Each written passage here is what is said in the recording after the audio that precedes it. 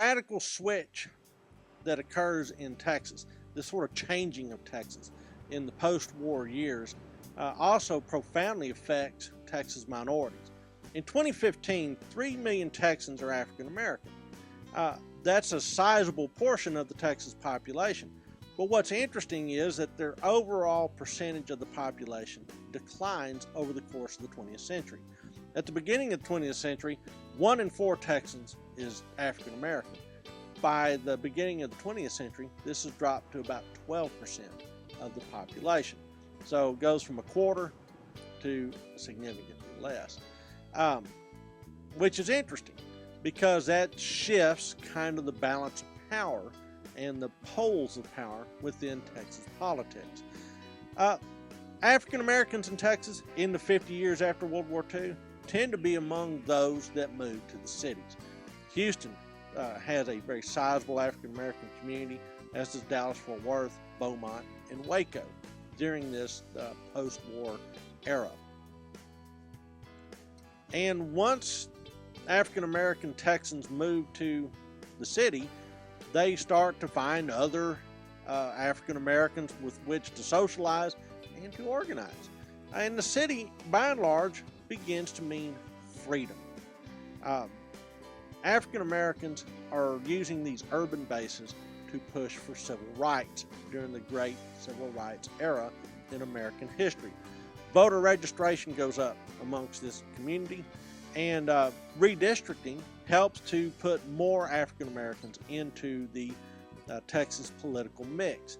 One of the most notable is Barbara Jordan, who is a pioneering state legislator and then congresswoman from the Houston region. There's also some landmark judiciary Supreme Court rulings that involve the African American community in Texas. Most notably, Sweat versus Painter, which occurs in 1950, says that the Texas system of higher education is inherently not equal in its separateness. And so we start to see the integration of higher ed in Texas fairly early on in the civil rights movement.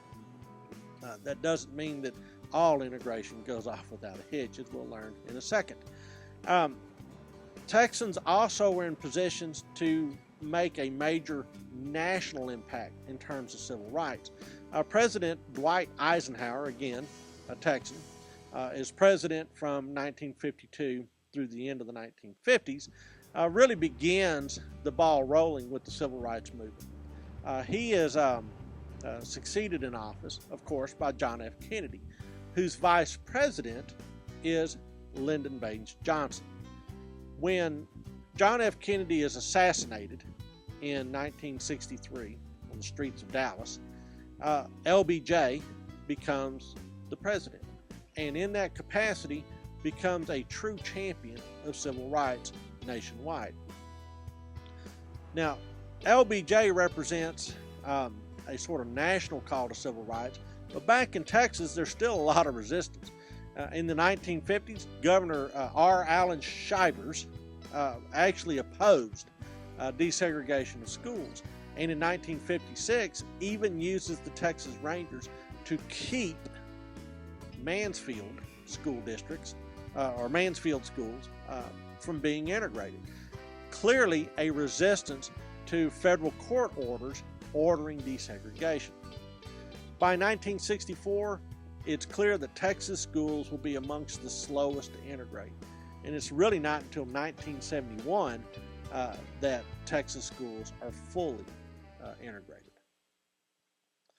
Elsewhere in Texas, the Hispanic population is blossoming and becoming more and more of an integral part in the overall landscape of Texas. By the end of this era, Hispanics, Tejanos, Latinos become 38% of the overall population, with the largest concentration being once again in Houston, San Antonio, Dallas-Fort Worth, but also El Paso and the lower Rio Grande Valley cities of Brownsville, McAllen, Edinburgh, places like that. Taking a cue from the African American civil rights movement of the 50s and 60s, Tejanos marched for their civil rights in the 1960s as well. And finally, there's a unique Texas expression of this sort of identity, this new political and ethnic identity, and that is the rise of La Raza Unida. And La Raza Unida is a fairly militant branch of this Hispanic interest in full participation in the life of Texas. Women also make important strides during this last 50 years of the 20th century, and Texas has some interesting things to say about the women's movement. Veda Kolb-Hobby serves in the United States government and heads health, education, and welfare. But remarkably, Texas passes an Equal Rights Amendment to its state constitution in 1972 and queues up to support the Equal Rights Amendment movement to amend the U.S. Constitution. Of course, that movement never comes to pass, but Texans and Texas women were helping to lead the charge even in that effort.